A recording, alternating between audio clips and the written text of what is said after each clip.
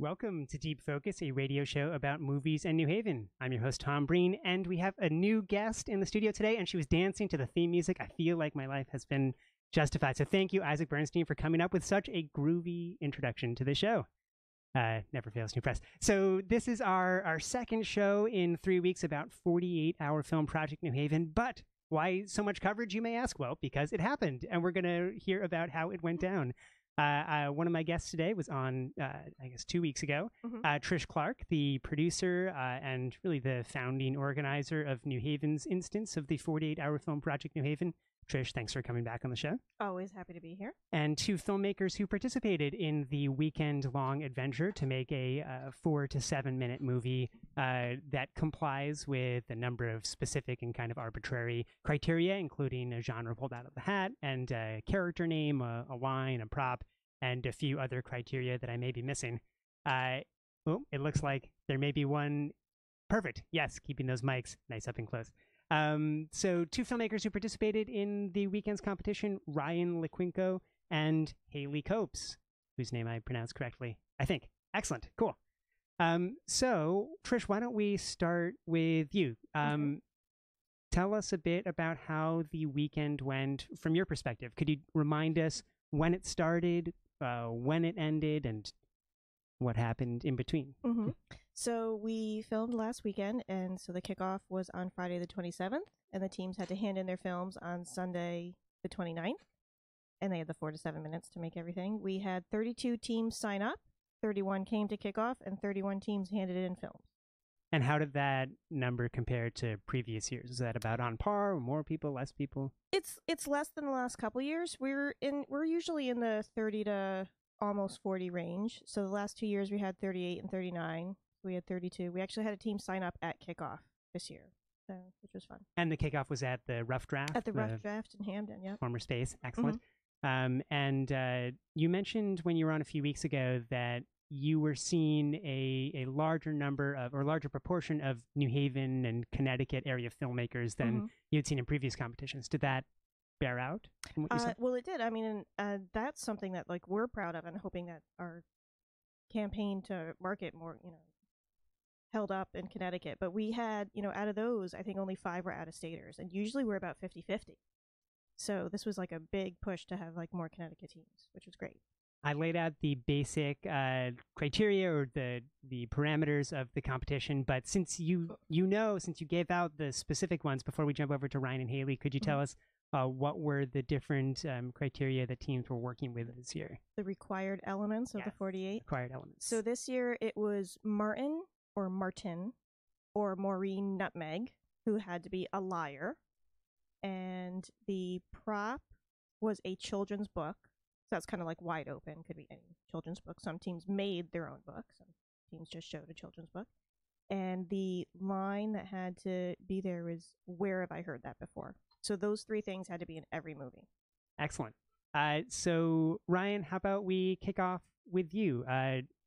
Team leader of Everyone Leaves New Haven, a team that my very first year following around a team from 48-hour film Project New Haven. I think that was back in 2015, but you were gracious enough to let me hop along with you. So still doing it these years later.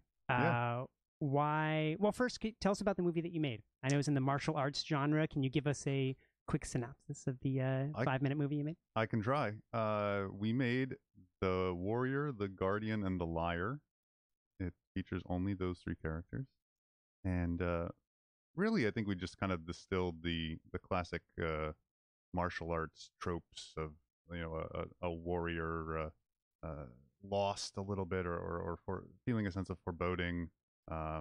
Their sensei, or her sensei in this case, the wise one with the dispensing the wisdom, or at least what the warrior needs to hear, and of course an epic battle scene in the covered bridge down by the Eli Whitney Museum, and just some beautiful. Really, we shot mostly in East Rock, and I think it's just such a gorgeous place, and I was really happy with the way the shots came out. And Haley, first, welcome to the show. It's great to have you here. Thank you for having me. So your team, Bounce Lounge Productions, made a movie called A Slice of Chaos. Yeah. Can you tell us a bit about it? Essentially, it's a mockumentary, I suppose, about the scenario that New Haven mysteriously lost all of its beloved pizza, and just the citizens' reactions and acts of desperation for their pizza that went missing. And maybe a former mayor who may or may not have been complicit in said disappearance. A suspicious name. Yeah. Tony Pepperoni. Tony Pepperoni. Yeah. We don't really speak his name anymore, but he disappeared right after the pizza went missing. So maybe before, well, how about, have you participated in this competition before? And why'd you decide to do it this year? I did kind of participate last year. It wasn't a good experience. Well, I mean, it was good, but I kind of like went rogue. I was on a team and I didn't get along with the director much. So we were given the genres romance or sports, and they went with romance. So that weekend I kind of just went off with some people from the team, and we used the same requirements, but we just made a sports film, and we didn't submit it or anything, but it was really fun. So I would consider that an unsuccessful 48 last year, even though we had like a really great time filming that. We didn't get to submit it or anything, but this year was our first like successful because, you know, we had our own team and everything. That is great. So was it just you disagreed with the genre that the team leader wound up going with last year, or was there a style of making the movie that you wanted to, I don't know, do differently this year? There was a lot that I disagreed with that I'm not going to get into. Got it. Maybe but I, you know, still love and respect them. But I'm glad that we ended up doing a sports film because it was pretty cool.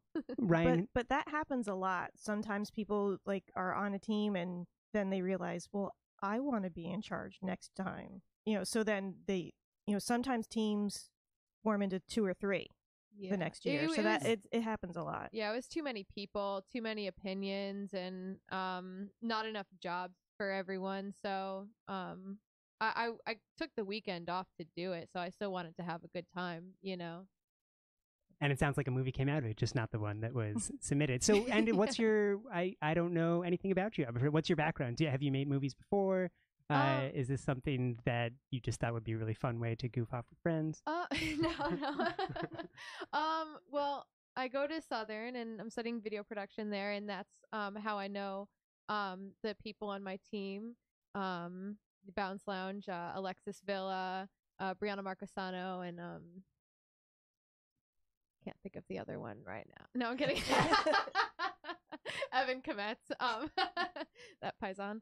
But yeah, I know all of them from, well, Brianna I knew prior to Southern, but we'd all worked together in the past, whether it was, you know, on short films or just regular video stuff. But then in the fall semester of 2017, we were all in a documentary class together, and that's where Bounce Lounge Productions was birthed. And we worked on a bunch of things together. So once the 48 hour came around, I mean, there was no question that we all worked so well together, and we're just like the best of friends. So we just decided like it's going to be us four and nobody else, you know, kind of. That was like our crew right there.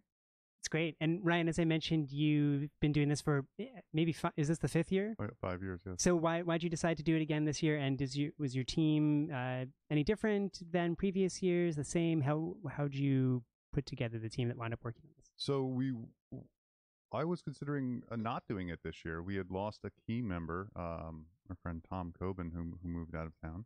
And ironically, of course, the namesake. And I didn't have anyone else lined up. But Baobab Tree Studios was very generous. They offered to sponsor us this year, and I was checking in with some of the remaining team members, and people were pretty excited to do it again. So we decided to go for it, and we brought in some new guys, and we did it again. We had another success. So I asked you two to maybe share like 1 or 2 memorable moments that were either particularly fun, particularly crazy, or representative of the weekend for you. And in previous coverage that I've done of the 48, I've tried to divide articles into like different acts or different scenes, but it usually breaks down, no matter the team that I'm following, it usually breaks down into 3 like key sections, which are 1, after you've you've figured out what materials, what components you have to work with, there's always the late Friday night where you stay up writing the movie. And then Saturday is when you're actually, Saturday morning, you're kind of finding all of the locations and props and figuring out how you're going to shoot the movie and then actually doing it.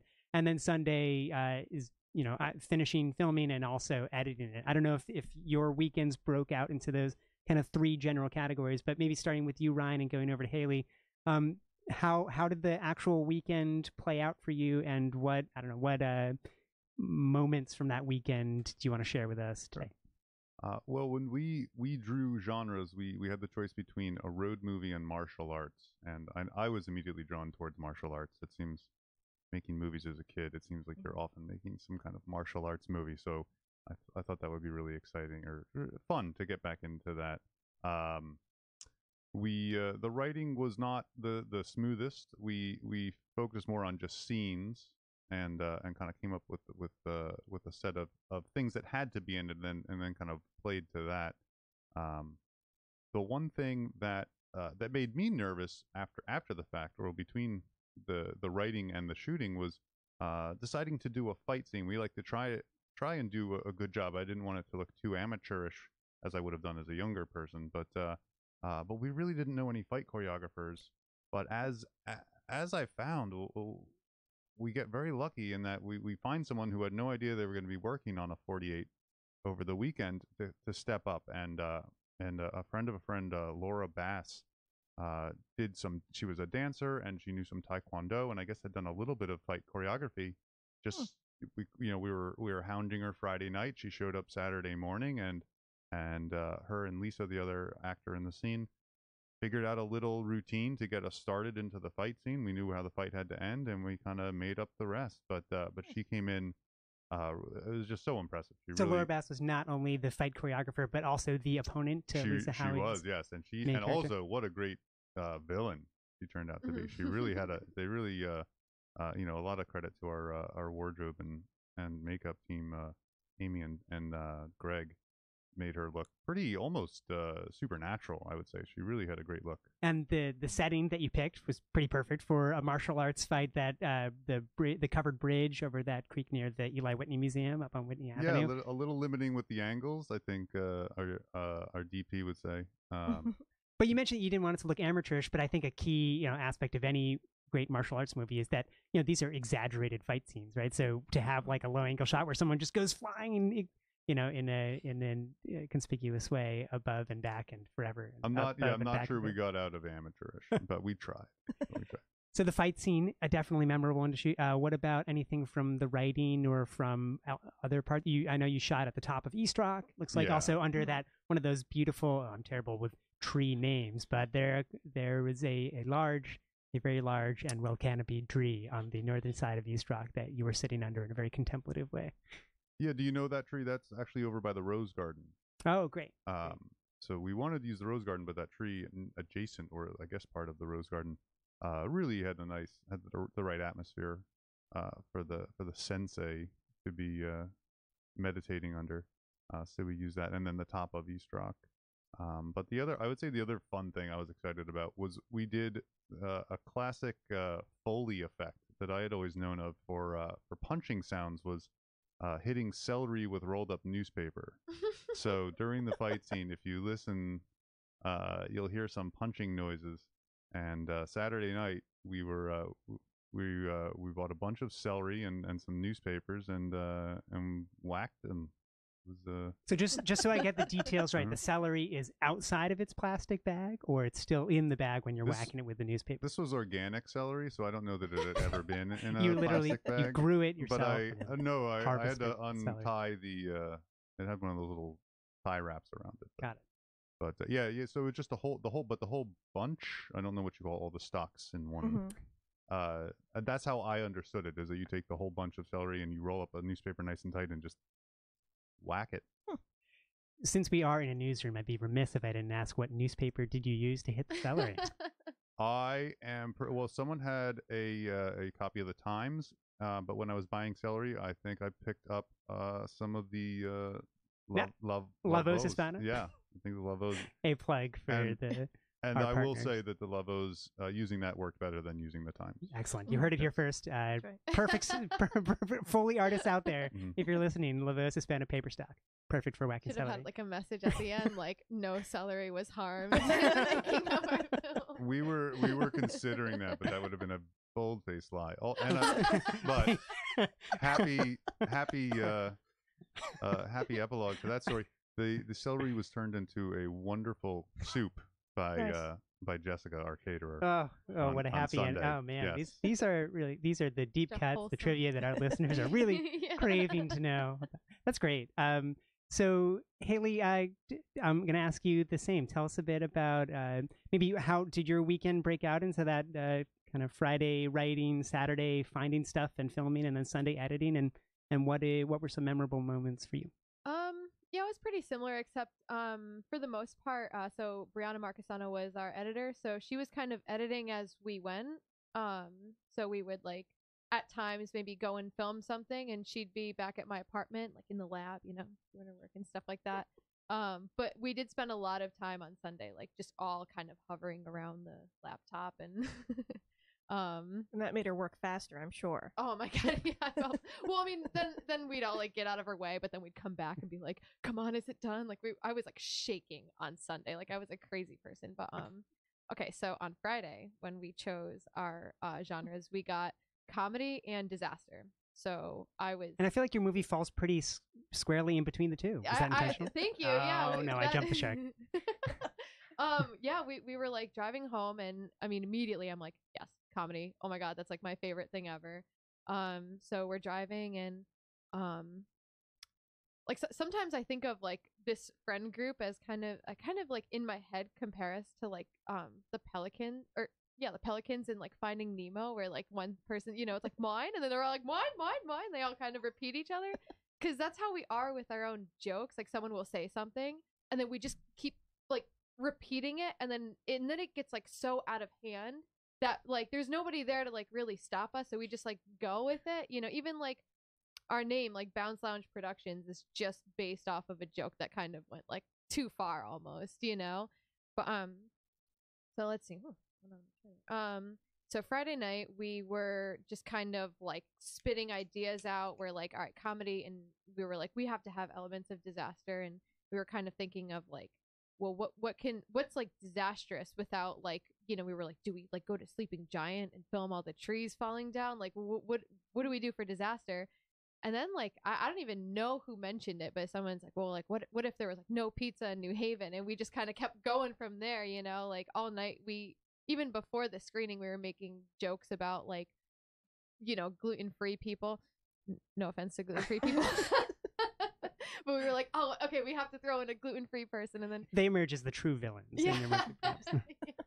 So like we were just we were thinking of like our resources, like, all right, who do we have? Cheyenne plays Grace Broha. She's the reporter that's getting to the bottom of this. Like, where's Tony Pepperoni? And Tony Pepperoni is Evan, who's in our group, and we're just like, all night we were just kind of going back and forth with ideas. And then from time to time, Alexis and I, we would kind of break off from Evan and Brianna, and we would kind of try and condense all of the ideas and figure out like who we were going to interview. We didn't really have like a script. We were thinking that it would be best if we just kind of told people the scenario that's happening, and then just like let them like decide their own answers kind of. And we had like, some things that we wanted people to base their responses off of, but otherwise, I mean, like the skateboarders, those are good friends of ours, and the concerned mother is actually Cheyenne's mom, so we just like worked literally with what we had. Do you have a background in like improv comedy, or is this something that's emerged from any of your film classes at SCSU? That type of structure of here is the general plot of the movie that we want to work with, but figure out what sounds right in front of the camera when we're filming? No, I mean, nothing like since we took the documentary class, like what I like so much about documentary is that there's nothing like really planned or anything like that. You just kind of I guess this is like the opposite, because it's like a film. I don't even know if I'm making sense anymore. Yeah, no.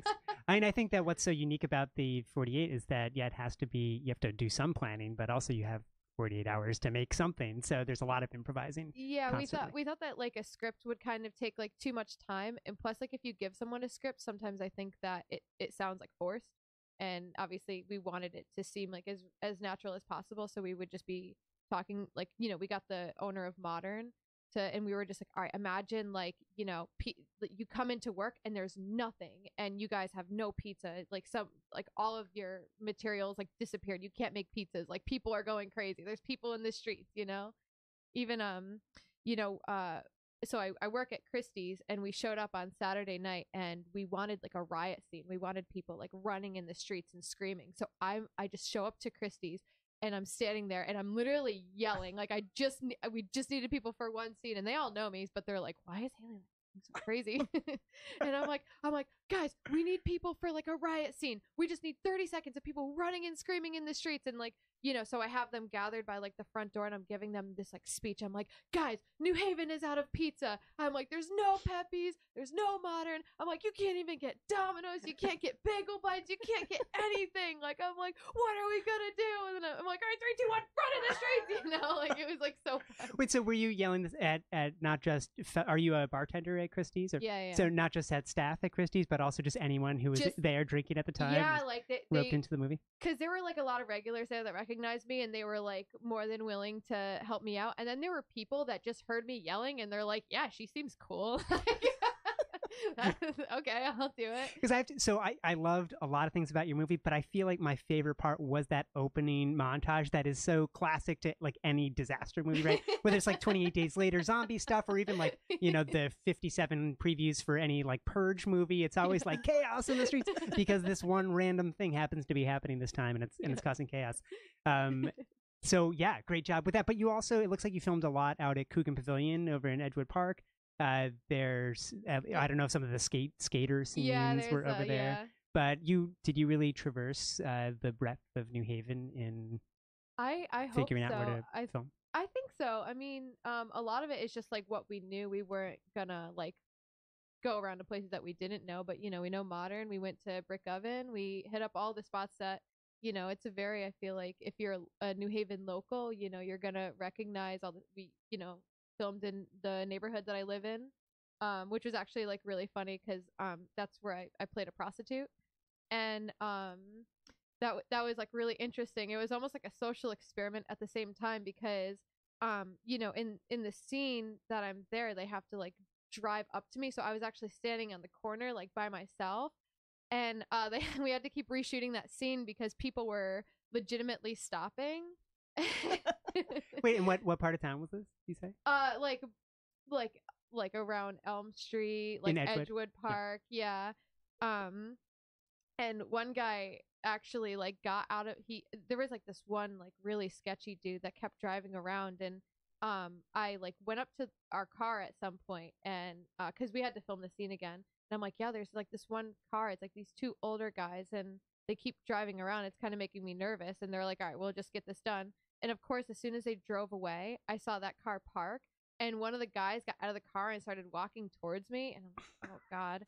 And then so he comes up to me, and I'm like in this sparkly red dress, like heels, fishnets, and I have a sign that says something. One of the few things we can't say on radio. I realize that I can't say it on air, but it had a very inappropriate message. And yet related to the dearth of pizza in the imaginary world. The things people will do for pizza in New Haven. Wow, that is wild. Without, I guess, I'll start with Haley again since we're talking, and then bounce back to Ryan. But in terms of like unexpected challenges that you faced while making this movie, or particularly like delightful aspects of making a movie in such a condensed time frame, what do you say to, I don't know, other people who are considering participating in something like this? Like, what is a challenge they should watch out for, or something that's particularly great about doing it? You're starting with me. Unless if Ryan, well, actually, yeah. Do you need a second to think about it? I don't know. Sound. God. Sound. Yes. Oh my God. Sound is like, I like totally screwed up on the sound. I will take blame for that. So what does that mean? That you didn't have microphones in the right places, or the? No. So we had a boom mic, and I had my field recorder, but the whole time I was putting the volume up on the headphones rather than the mic. So I'm like, oh yeah, it sounds good. And then we went through and like, put in all the scenes and it was like so low. Um so yeah, and I think that also you're just gonna run into problem like you're like let's say if like you have a Mac or something and you're working with the software, it's gonna do stuff that like it's never done before only because you're in this time crunch. Like when Brianna was editing, we have like no idea how many times that Premiere just shut down, and she's like, it's never done this before. And I've heard of the teams that like lost footage of course it's like you have to be prepared for everything to go wrong. Like you can't expect everything to go right because it's not going to. You can make a whole behind the scenes disaster movie about the disaster movie I know. that you're making. I wish that someone was like made like a meta like documentary about like everything going wrong. First, I want to say you're listening to Deep Focus on WNHH-LP, New Haven's home for community radio. I'm your host, Tom Breen, and I'm talking with Trish Clark, Ryan Lequinco, and Haley Copes about their participation in the 48-hour film project New Haven, which happened last weekend and has a few upcoming screenings, or at least one more upcoming screening that we'll talk about in a second. But Ryan, you've done this again for a few years now. You've probably picked up on, I don't know, some challenges in each of your previous 4 years. What stuck out to you this year as something that you wish you had been, I don't know, more prepared for, or you weren't expecting to happen? I think I wish I would. I wish I were more prepared.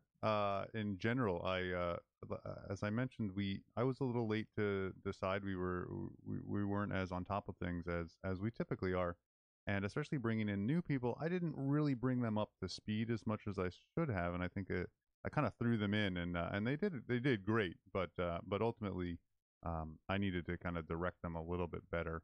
So that's one thing I learned this year is that you got to remember that this is not, we are not a team of professionals. So these are people who are really talented, but need to be shown the ropes. So that's one thing. And as always, you're never. I tend to focus on what we didn't get to instead of all the successful things that we did get. So I have a tendency to look at it and be like, oh, if only we had done, one more time we could have, which, is good. I mean, that's the positive of this thing is that you do get something after only 48 hours. So you have to look at it that way, that a lot of times these kinds of projects, they never get concluded, but given the time constraint, we've been very fortunate in that we've always come in just under the wire at least. And what about on the, I guess, the more positive spin? Like, was there a particular aspect of this year's participation that you thought, oh yeah, this is why I do this every year? Like, this is a really fun and unique way to make a movie. This is why I do it. Was there some reminder or over the course of the weekend that, like, oh yeah, this is 48 is something that I want to keep doing? A couple of people after the shoot mentioned that just how much fun they had. I know that our starring actor Lisa was very excited to be in a film again. So I was happy that we got to oblige her in that, and she did such a great job. Yeah, I mean, it's a very intense but a very satisfying experience. What about you, Haley? Especially in comparison to other filmmaking work you do or study at Southern, were there any like moments this weekend when you thought, this is a really fun way to approach making a movie?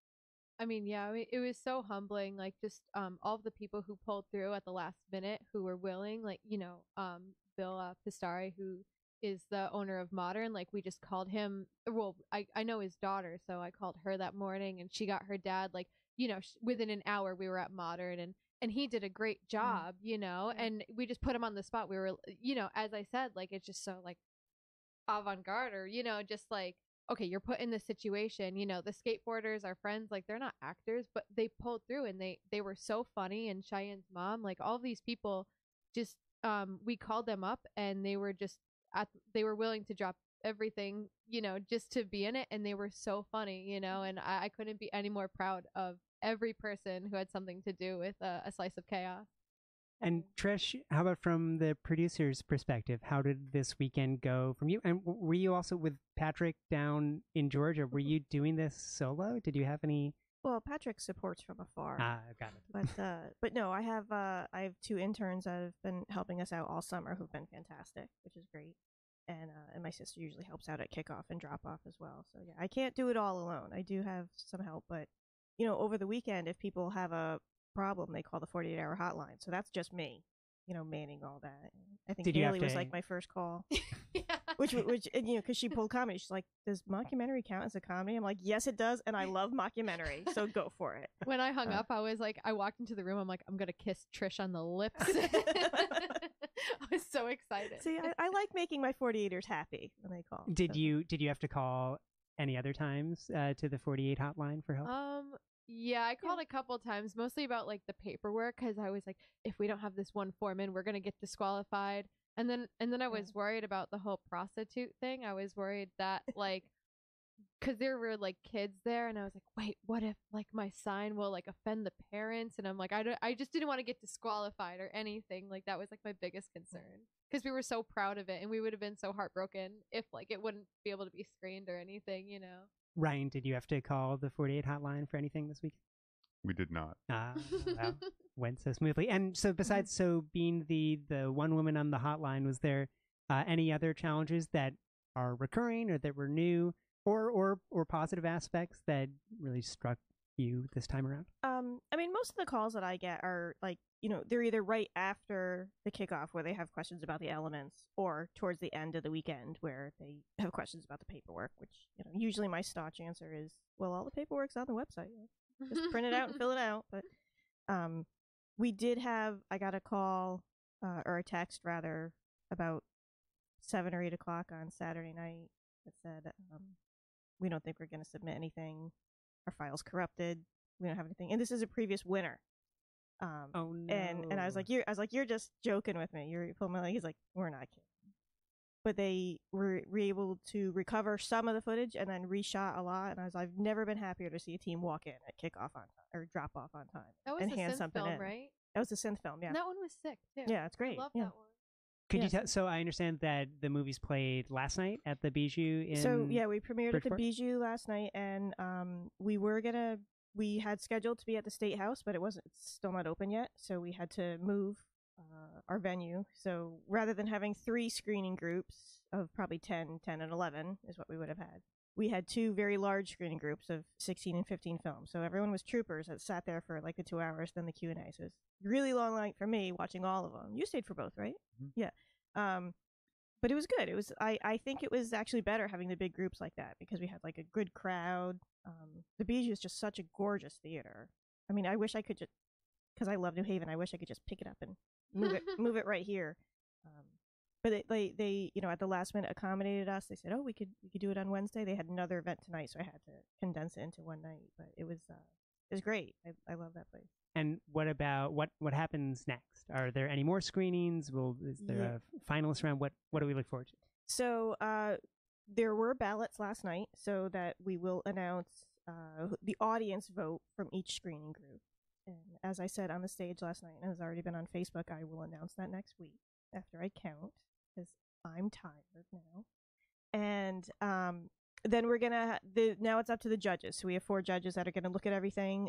3 of them were present last night and got to see the stuff on the big screen, which is great. But I also send them the links so they can watch them a few times and go back over something if they need to.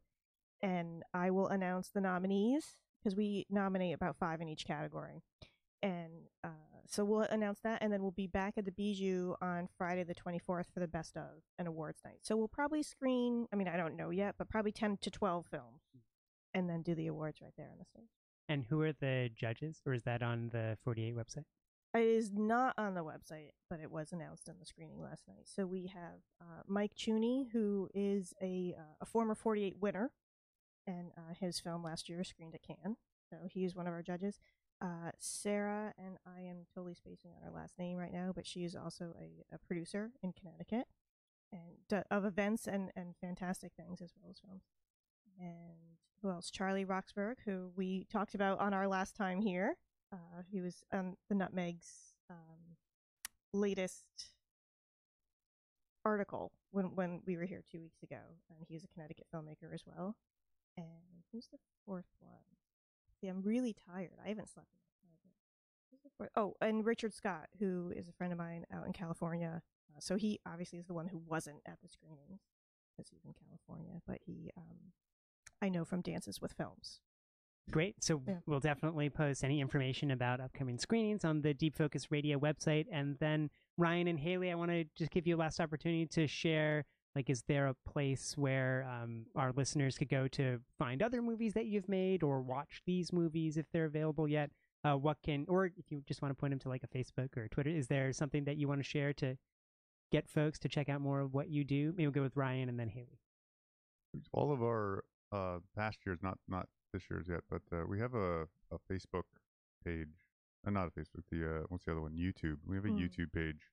I think it's, I don't know if it's just / Everyone Leaves New Haven, but it's the team name that's associated. So if you search for Everyone Leaves New Haven, which is all together. It's not spaced out, right? When you usually write it, Everyone Leaves New Haven all together. Yeah, I'd like to save space. Yeah. And all lowercase, so save. That's just laziness. And what about you, Haley? Is there anywhere folks can go to watch either this movie or other stuff that you worked on? Yeah, stay tuned. We're trying to plan a New Haven screening for A Slice of Chaos. So I would check the 48-hour film page because once we get a place and a day and everything set in stone, we'll post it because we have like a pretty cool movie flyer, and we'd love to have people come out and see it. And we want to have a screening in New Haven, especially since it's so New Haven based. I think I think the locals will really like it. Maybe it could be the promo before the re-screening of Pizza: A Love Story at New England Brewing Company, but that's in October. So I'm just saying, we know some people. The counterfactual. Well, Brianna works on that one too. Oh, I'm She's aware. the editor for that one. So it all worked out.